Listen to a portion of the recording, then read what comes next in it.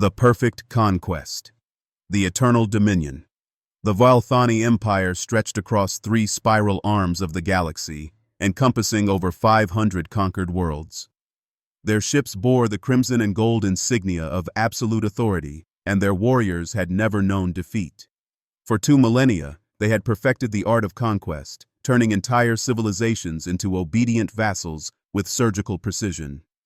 Commander Ziktar stood on the bridge of the Sovereign's Wrath, his forearms crossed behind his elongated back as he gazed at the tactical displays. His chitinous exoskeleton gleamed under the bridge lights, and his compound eyes reflected the blue glow of star charts. At 3 meters tall, he commanded respect through presence alone, but his reputation as the Empire's finest military strategist made him legendary. The bridge bustled with activity as junior officers prepared the invasion fleet. 1,200 ships hung in formation beyond the viewport, the largest armada ever assembled for a single conquest. Massive dreadnoughts stretched for kilometers, their hull-mounted weapons capable of cracking planetary crusts. Heavy cruisers bristled with energy cannons that could vaporize cities. Thousands of fighters swarmed between the larger vessels like metallic insects. Navigator Velsek approached with the final approach vectors. "Commander, we are ready to enter the target system. Estimated arrival at the 3rd planet in 6 standard time units." Ziktar nodded, his mandibles clicking with satisfaction. The target world, designated as Sol 3 by their scouts, represented everything the Valthani Empire sought in new conquests. Rich resources, a large population for slave labor, and most importantly, virtually no meaningful resistance capability. The Brief Intelligence Officer Raxtool activated the holographic display, showing a blue and green sphere rotating slowly in the center of the command chamber. Sol 3, locally called Earth, contains approximately 8 billion sentient beings of a species calling themselves humans. Our observation probes have monitored them for 50 orbital cycles. The display zoomed in, showing sprawling cities with primitive architecture, roads filled with ground-based vehicles, and aircraft that barely achieve supersonic speeds.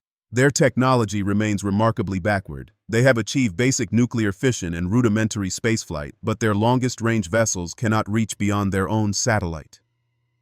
Ziktar studied the images with professional interest. The humans appeared physically weak, standing barely 2 meters tall with only 2 arms and soft skin lacking any natural armor. Their cities were built above ground, completely exposed to orbital bombardment. Most tellingly, their world was divided into hundreds of separate political entities that frequently waged war against each other. "Their military capabilities?" Ziktar inquired. "Laughably primitive," Raxtool replied, displaying images of human soldiers carrying chemical projectile weapons. "Their most advanced weapons use controlled nuclear explosions, but these are crude devices compared to our plasma artillery. Their space presence consists of a few orbital stations and a small outpost on their single natural satellite." The intelligence officer continued with obvious contempt. "Most significantly, they demonstrate no unity whatsoever. Our probes detected 17 separate major conflicts occurring simultaneously across their world. They fight over resources, ideological differences, and territorial boundaries. They cannot even agree on common measurement systems or languages." Sub-Commander Kylra, Ziktar's tactical advisor, reviewed the fleet composition on her personal display. "Sir, the High Command has assigned us significant overkill for this operation. 1,200 ships against a pre-spaceflight civilization seems excessive." Ziktar's mandibles clicked with amusement. The Empire prefers overwhelming displays of force. When primitives witness our full military might, resistance becomes psychologically impossible. This human species will surrender within hours of our arrival. The commander walked to the primary tactical station where holographic representations of the Sol system rotated slowly. 9 planets orbited a yellow star, with the target world 3rd from the primary. A few artificial satellites dotted the inner system, but nothing that could pose any threat to a proper warship. "Estimated conquest duration?" Ziktar asked. 48 time units maximum," Raxtool responded confidently. "Most likely scenario involves immediate surrender upon demonstration of our capabilities. The humans lack both the technology and political unity necessary for meaningful resistance." The approach vector. The Valthani Armada engaged its faster-than-light drives, tearing through space toward the Sol system. Aboard the massive ships, warriors prepared for what they expected to be a routine occupation, Weapons were charged as a matter of protocol, but most crew members viewed this as a ceremonial deployment rather than actual combat preparation. In the Dreadnought's main hangar, Flight Commander Nexville inspected his fighter squadrons. The sleek attack craft were designed for precision strikes against hardened targets, but intelligence suggested they would face no meaningful air resistance. Human atmospheric craft were propeller-driven relics compared to Vailthani fusion-powered fighters. Pilots, Nexville addressed his squadron leaders. This deployment should provide excellent training opportunities against live targets without significant risk. The humans possess no energy shields, no plasma weapons, and no combat-capable spacecraft. Treat this as an advanced simulation with real consequences. The younger pilots chittered with excitement. Most had never participated in an actual conquest, having only trained in simulations based on previous Vailthani victories. This would be their chance to earn combat honors against a primitive species incapable of fighting back effectively. Engineering Chief Tovrek monitored the fleet's power systems as they approached their destination. 1,200 ships required enormous coordination, but the Vailthani had perfected formation flying across vast distances. Energy distribution flowed smoothly between vessels, creating an interconnected network of devastating firepower. All ships report ready status, Tovrek announced across the command frequency. Weapon systems at optimal efficiency, shields maintaining full strength, and fighter bays prepared for immediate deployment. The transition from faster-than-light travel occurred precisely on schedule. One moment the Armada traveled through the twisted space of hyperspace, and the next they emerged at the edge of the Sol system. Sensors immediately began scanning for defensive installations, but initial readings confirmed intelligence estimates. Minimal space presence detected, sensor operator Hixlin reported. Several small stations in orbit around the third planet, a tiny outpost on the natural satellite, and approximately 30 primitive spacecraft of various configurations. No energy signatures indicating advanced weapons or defensive systems. Ziktar felt deep satisfaction as the tactical picture developed. Everything appeared exactly as intelligence had predicted. The humans had built a few space stations for scientific research, but nothing capable of resisting military action. Their orbital installations lacked armor, weapons, or even basic defensive shields. First Contact Protocol. The Sovereign's wrath led the Armada toward Earth, maintaining a formation designed to maximize visual impact. When the fleet appeared on human telescopes and sensor arrays, the psychological effect would be overwhelming. 1,200 warships emerging from empty space would demonstrate the futility of resistance more effectively than any ultimatum. Communications Officer Dexori prepared the standard conquest broadcast, translating the Vailthani surrender demands into the dominant human languages. The message was simple and direct, identical to the one used successfully on hundreds of other worlds. Primitive inhabitants of Sol 3, the transmission began. You are now subjects of the Vailthani Empire. Your species lacks the capability to resist our forces. Surrender immediately and accept integration into our civilization. Continued resistance will result in the complete elimination of your population and the total destruction of your world's infrastructure. The broadcast went out on all electromagnetic frequencies that human technology could receive. Radio waves, television signals, and early computer networks all carried the same message simultaneously. On Earth's surface, 8 billion humans received their first communication from an alien civilization, and it was a demand for unconditional surrender. Ziktar expected the response to follow established patterns. First would come panic and chaos as human governments realized their hopeless situation. Then would come desperate attempts at negotiation, offers of tribute or resources in exchange for mercy. Finally would come acceptance and submission as human leaders calculated the mathematics of resistance. But the response that came back was unlike anything in the Empire's conquest history. Silence. No panicked transmissions from government centers, no desperate pleas for mercy, no offers of surrender or negotiation. The human communication networks continued operating normally, but no official response came to the Vailthani ultimatum. Sir, Dexori reported with obvious confusion, we are detecting increased activity across human communication systems, but no government has responded to our demands. Ziktar frowned, his compound eyes focusing on the tactical displays showing Earth's orbital space. Perhaps they require additional time to comprehend our message. Some primitive species need repeated demonstrations before accepting reality. But something felt wrong. Sensor readings showed unusual energy patterns throughout the Sol system, fluctuations that hadn't appeared in the scouting reports. Space that had seemed empty now registered faint signatures that could indicate hidden installations or cloaked vessels. Rax Tool, Ziktar commanded. Verify our intelligence data against current sensor readings. I want confirmation that this system matches your reports. The intelligence officer began cross-referencing the incoming data with archived scouting information. What he found made his chitinous skin pale. Commander, he said slowly, there are significant discrepancies. Our sensors are detecting energy signatures that weren't present during reconnaissance operations. Before Ziktar could respond, the space around the Valthani armada suddenly blazed with light. Hidden throughout the asteroid belt, camouflaged installations revealed themselves as their weapon systems came online. What had appeared to be empty vacuum now teemed with defensive platforms, missile batteries, and concealed warships. The humans had been waiting. When predators become prey, the trap springs.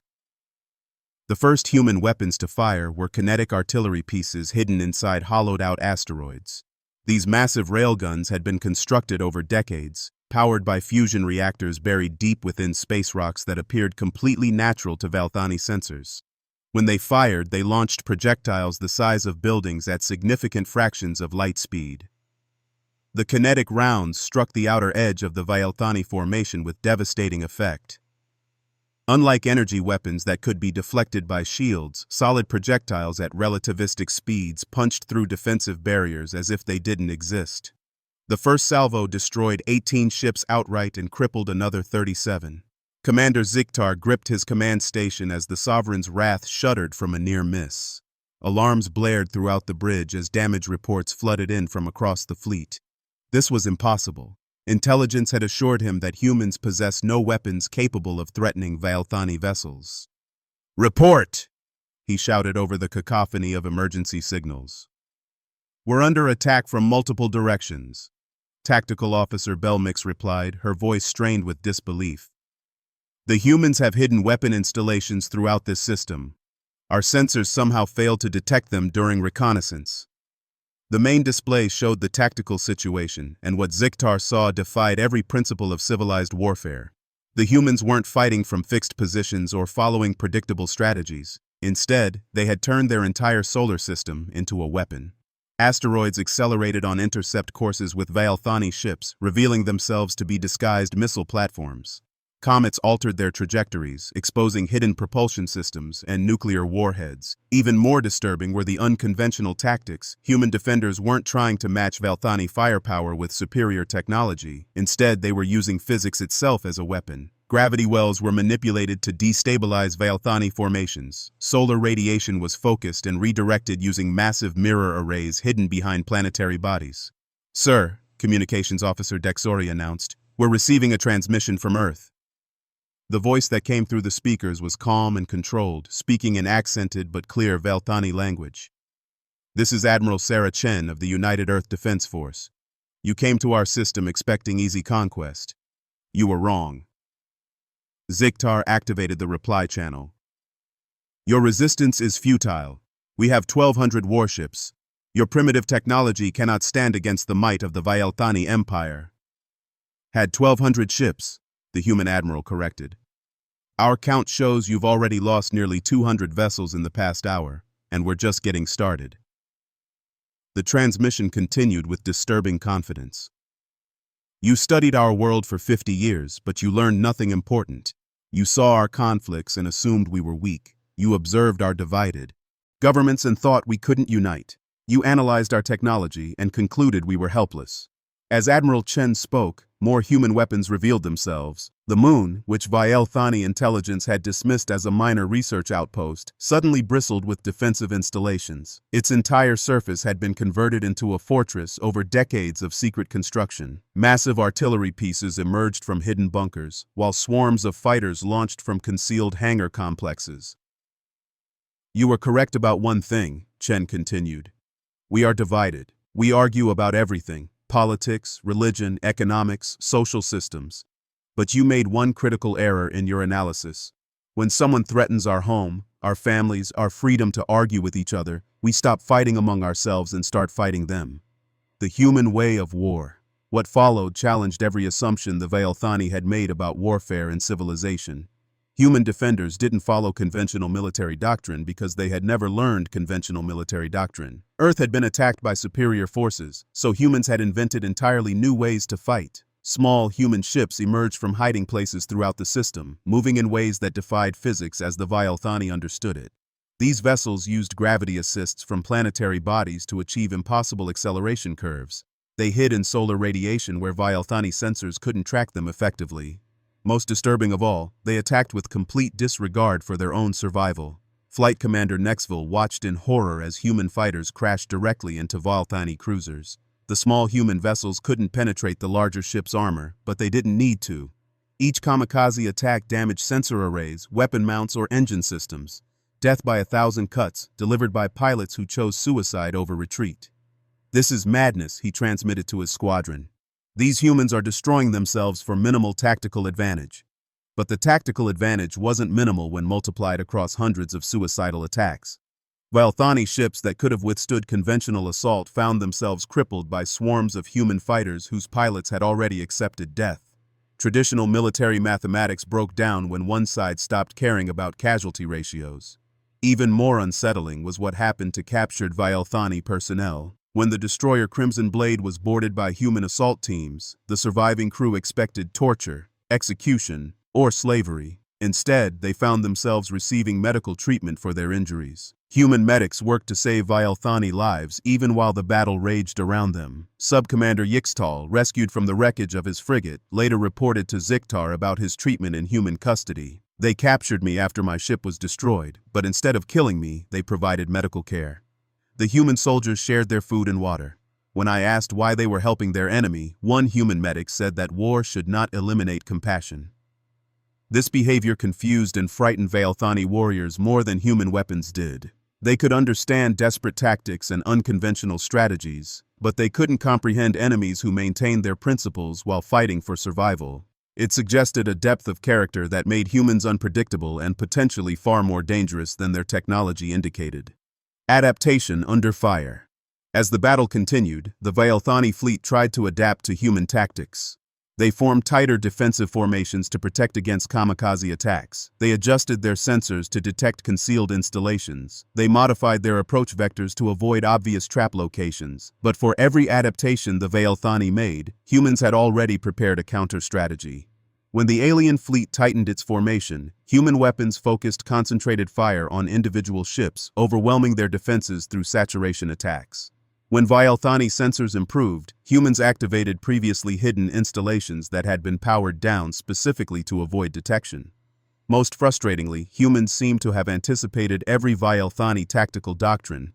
Their defensive preparations suggested intimate knowledge of Vailthani combat procedures, formation strategies, and command protocols. It was as if humans had been studying their eventual conquerors for decades, learning everything possible about Vailthani military capabilities. Intelligence officer Rax Tool discovered the disturbing truth when he analyzed captured human equipment.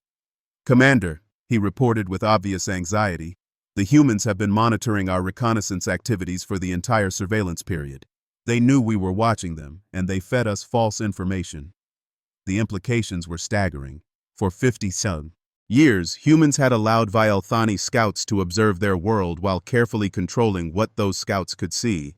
They had deliberately maintained the appearance of division and primitive technology while secretly preparing for invasion. The constant wars and political conflicts had been camouflage for the largest military construction project in human history.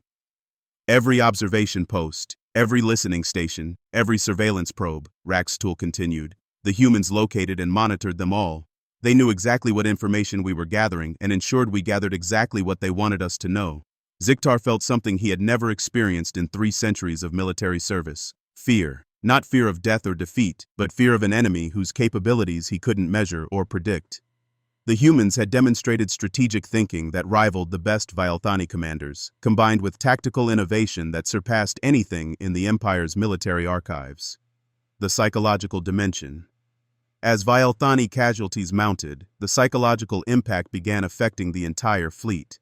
Warriors who had expected easy victory found themselves fighting for survival against enemies who had already accepted death. Ship after ship fell to human attacks, not because of superior firepower, but because of superior preparation and unshakable determination. The most disturbing aspect was how humans fought. They weren't driven by conquest or glory or military honor. They were fighting for something the Vialthani couldn't understand, the right to remain free.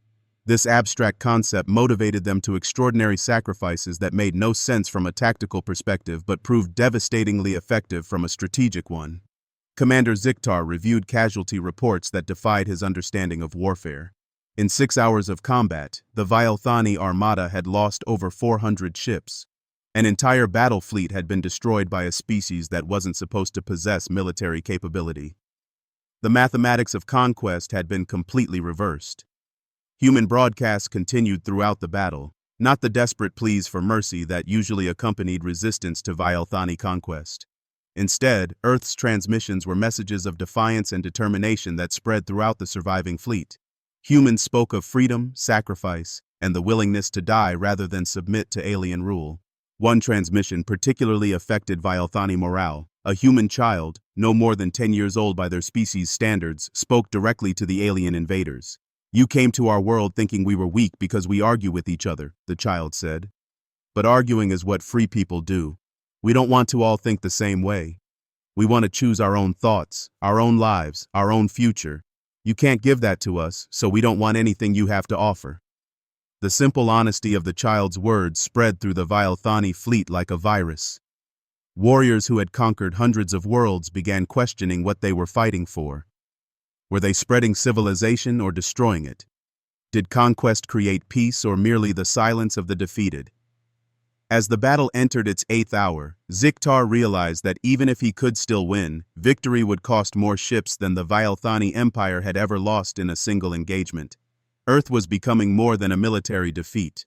It was becoming a challenge to everything the Empire represented. The humans had done more than prepare defenses. They had prepared to change the entire nature of galactic warfare, and they were succeeding beyond their wildest projections. The price of underestimating humanity. The final gambit.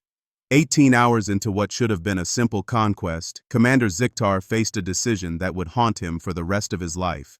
His magnificent armada of 1,200 ships had been reduced to fewer than 300 functional vessels. The remainder floated as wreckage throughout the Sol system, monuments to Vialthani overconfidence and human ingenuity. The bridge of the Sovereign's wrath bore little resemblance to the pristine command center that had entered the system. Emergency lighting cast eerie shadows across damaged control stations. The air recycling system struggled to clear smoke from electrical fires. Half of Ziktar's senior staff lay dead or wounded, replaced by junior officers who had never expected to face combat this intense. "Sir," Acting Tactical Officer Merkol reported, "long-range sensors detect massive energy buildup throughout the inner system. The humans appear to be preparing something significant." The main display showed Earth surrounded by a growing network of energy fields. Power readings indicated that humans were channeling enormous amounts of electricity from their planet's surface to orbital installations. Whatever they were building had never appeared in any intelligence report about human capabilities. Subcommander Kylra, her exoskeleton cracked from a hull breach hours earlier, limped to Ziktar's command station. "Commander, we must consider retreat. We've lost over 70% of our combat strength. The Empire has never sustained such casualties in a single engagement." Ziktar's mandibles clicked with frustration and growing desperation. Retreat would mean admitting that a primitive species had defeated the finest military force in galactic history. It would end his career, damage the Empire's reputation, and potentially inspire rebellion throughout Vialthani space. But continuing the assault meant risking the complete annihilation of his remaining forces. "Communications from Earth," announced the backup communications officer, a young technician who had been promoted when Dexori was killed during a human boarding action. Admiral Chen's voice came through the speakers, but this time she wasn't speaking to the Vialthani fleet alone.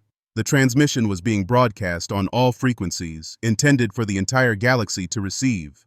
"To all spacefaring civilizations who might be monitoring this conflict," she began, "Earth wishes to make our position clear to the universe."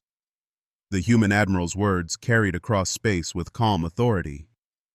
"We did not seek this war.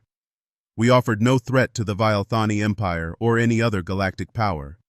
We were content to develop peacefully within our own solar system, harming no one beyond our borders. But when conquest came to our world, we were prepared to defend ourselves. Ziktar felt a chill that had nothing to do with the failing life support systems. The humans weren't just fighting for survival anymore. They were fighting for something far more dangerous to the established galactic order. They were fighting to prove that conquest wasn't inevitable. The ultimate defense. As Admiral Chen continued her broadcast, human installations throughout the Sol system revealed their final secret. The energy buildup hadn't been directed at weapons designed to destroy the remaining Valthani ships. Instead, it powered something that made military victory impossible. "We have prepared a final defense," Chen announced. "Not just for our world, but for the principle of freedom itself. Buried throughout Earth's crust are fusion charges sufficient to crack our planet's mantle and render it uninhabitable for millennia. If the Valthani Empire insists on conquest, they will conquer only radioactive debris." The transmission included technical specifications that Valthani scientists quickly confirmed. The humans had built a planet-killing weapon aimed at their own world. If they couldn't remain free, they would ensure that their conquerors gained nothing from victory except ashes and radiation. Engineering Chief Tovrek analyzed the human data with growing horror. "Commander, their calculations are correct. The fusion network they've constructed would destroy Earth's biosphere completely. The planet would be uninhabitable for thousands of years. But the human revelation went deeper than simple scorched Earth tactics. We know that other species are watching this conflict," Admiral Chen continued. "Civilizations that have submitted to conquest because resistance seemed hopeless. We want them to understand that resistance is always possible if you're willing to pay the price." The broadcast included detailed technical specifications for every weapon and tactic humans had used against the Valthani fleet. Asteroid fortifications, gravity-assisted attacks, kamikaze strategies, hidden installations, everything was shared freely with any species capable of receiving the transmission. "Freedom is not a gift granted by conquerors," Chen said. "It is a right that must be defended, regardless of the cost. We share our knowledge with all species who value independence over submission, who prefer death to slavery, who understand that some things are worth fighting for even when victory seems impossible." Ziktar realized with growing dread that the humans were doing more than defending their own world. They were spreading a virus of resistance that could destabilize the entire galactic order. If other species learned human tactics and adopted human attitudes, the age of easy conquest would end forever. The broken exodus. The decision to retreat came not from military logic, but from simple mathematics. Continuing the assault would cost the remaining 300 ships without accomplishing anything meaningful. Even if every human died and Earth was reduced to rubble, the Valthani Empire would gain nothing except the most expensive victory in galactic history. "All ships," Ziktar transmitted across the fleet command frequency, "prepare for tactical withdrawal. We are departing this system immediately." The words felt like acid in his throat. In 3 centuries of military service, he had never ordered a retreat. The Valthani Empire did not withdraw from inferior enemies. But the humans had proven that they weren't inferior. They were something the Empire had never encountered before. The surviving ships formed a ragged formation, nothing like the perfect military precision they had maintained upon arrival. Many vessels limped along on emergency power, their hulls scarred by human weapons and their crews traumatized by experiences they couldn't comprehend. As the fleet prepared to enter hyperspace, a final transmission came from Earth. This time it wasn't from military commanders or political leaders. It was from ordinary humans, farmers, teachers, children, artists, all speaking in their own languages but sharing the same message. "We are still here," they said. "We are still free."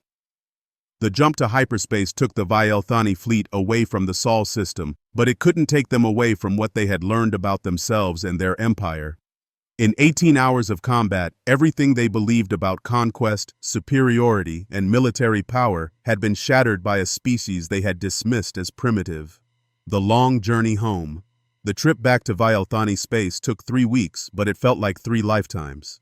Aboard the surviving ships, warriors struggled to understand what had happened to them. They had gone to Earth as conquerors and returned as something else entirely. Soldiers who had learned that victory wasn't always possible, no matter how overwhelming their advantages seemed.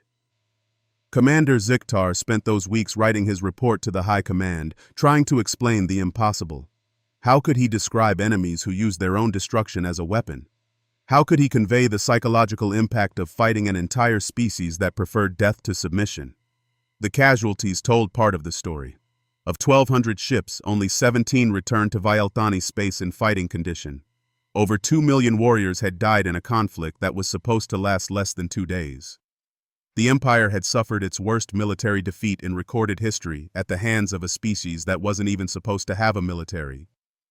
But the numbers didn't capture the real damage. The surviving crews carried something far more dangerous than physical wounds. They carried knowledge. They had seen that the Empire could be defeated. They had witnessed courage that surpassed Vialthani understanding. They had learned that some enemies couldn't be conquered because they redefined what conquest meant. Medical Officer Haveril treated survivors throughout the journey home, but she found that many wounds couldn't be healed with conventional treatment. Warriors who had conquered dozens of worlds now flinched at sudden noises. Veterans who had never questioned orders now wondered why they fought. Soldiers who had taken pride in Vialthani's superiority now spoke quietly of human courage. They weren't better warriors than us, one injured fighter pilot told Haveril during treatment. They weren't smarter or stronger or more advanced, but they were free, and they were willing to die to stay free. We were just following orders. The ripple effect. When the 17 surviving ships finally reached Vialthani space, they carried more than survivors and casualty reports. They carried a story that spread like wildfire through the Empire's military ranks. Despite attempts to classify the information, word of the Earth campaign reached every corner of Vialthani space within months.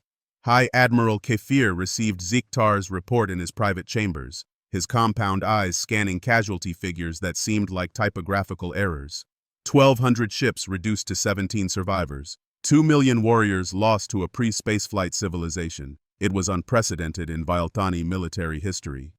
This is unacceptable, Kefir declared when Ziktar was brought before the military tribunal. You had overwhelming superiority. How could you fail so completely? Ziktar had spent weeks preparing for this question, but he still struggled to answer it. Sir, the humans fight differently than any species we have encountered.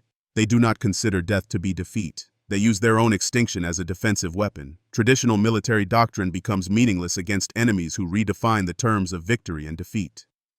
The tribunal reviewed Ziktar's detailed reports, but none of the senior commanders could comprehend what they were reading. How could primitive beings defeat advanced technology? How could divided governments create unified resistance? How could a species accept total extinction rather than submit to superior force? But the evidence was undeniable. The 17 surviving ships sat in orbital dockyards, their damage telling the story of humanity's unexpected capabilities.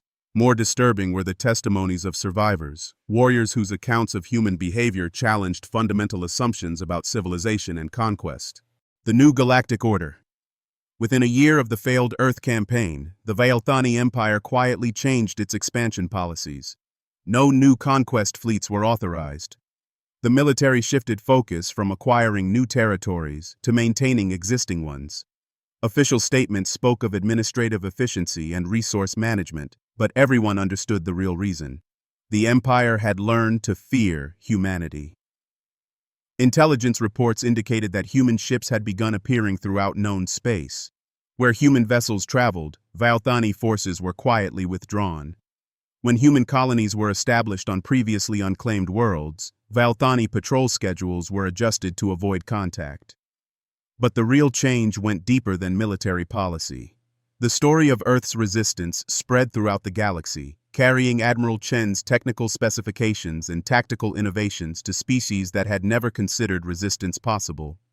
Worlds that had submitted to conquest generations earlier began questioning whether submission had been necessary.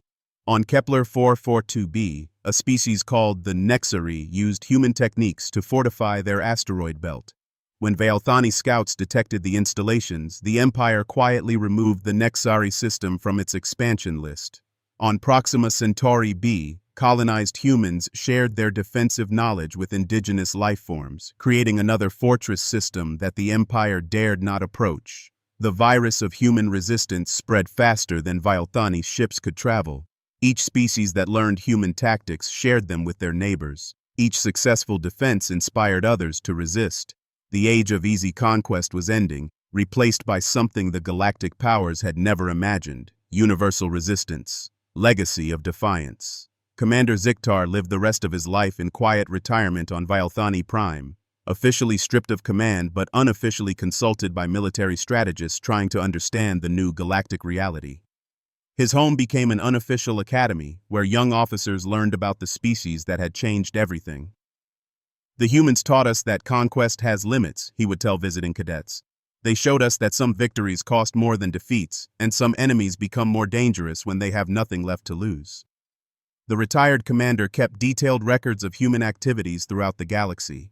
Human exploration ships appeared in new systems monthly, always broadcasting the same message. We come in peace, but we are prepared for war.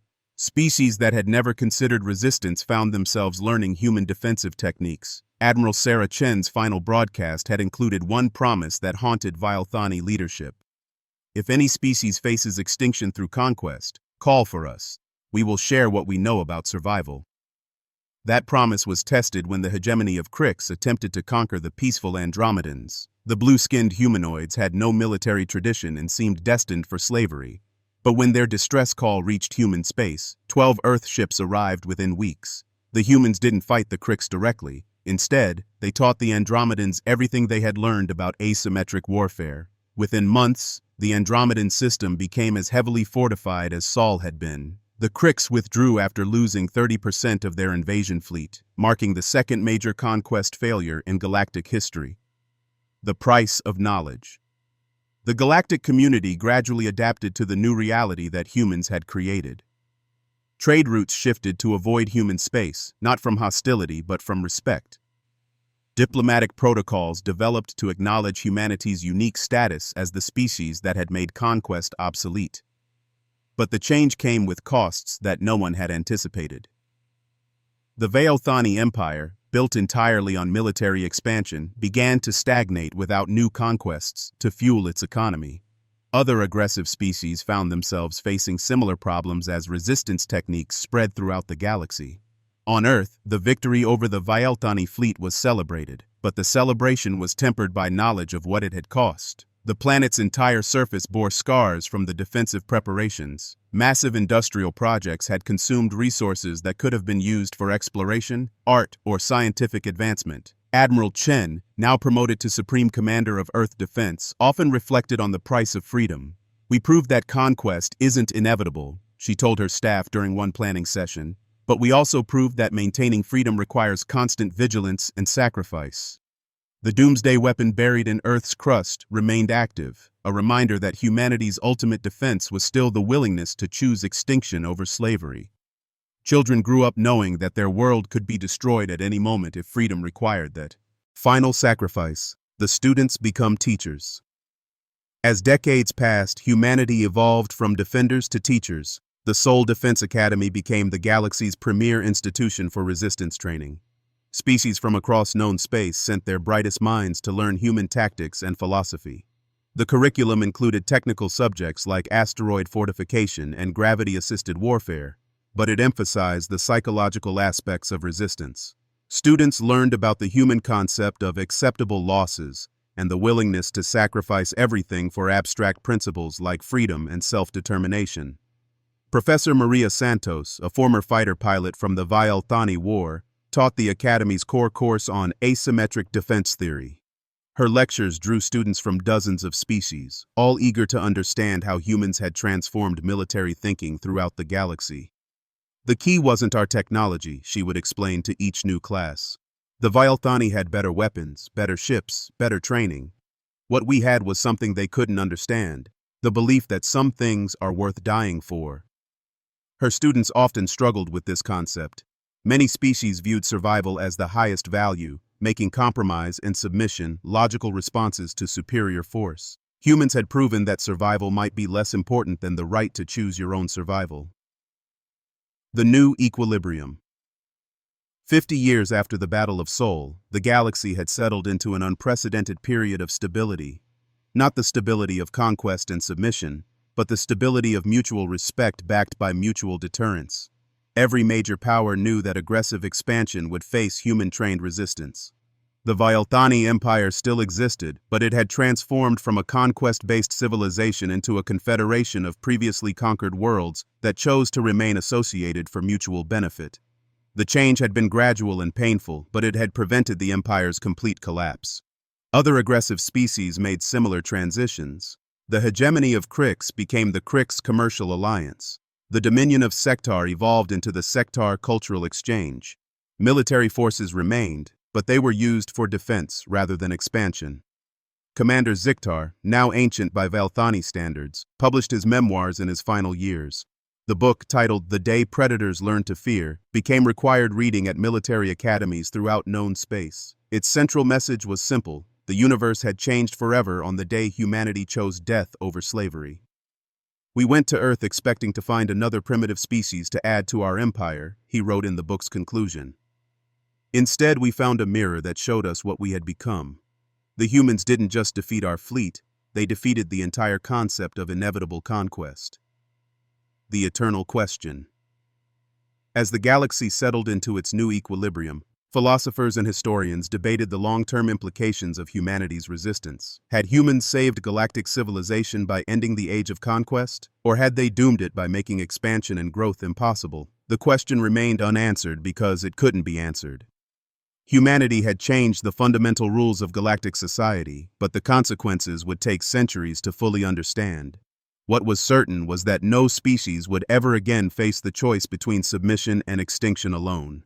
The 17 ships that limped home from Sol carried more than survivors. They carried the knowledge that some battles were worth fighting regardless of the odds. That knowledge spread like ripples through the cosmic ocean, touching every world and every species until the entire galaxy understood the lesson that humanity had taught at such terrible cost. Freedom was not a gift to be granted by the powerful, it was a right to be defended by the brave. And somewhere in the vast darkness between the stars, 8 billion humans continued their vigil, ready to teach that lesson to anyone who needed to learn it. The silence from the Vialthani fleet that day had said everything that needed to be said. Some victories were too expensive to achieve, and some enemies were too dangerous to defeat. Humanity had won not by being stronger, but by being willing to lose everything rather than lose their freedom. In a universe full of predators, they had proven that sometimes the prey could bear teeth of their own, and the galaxy would never be the same. The end.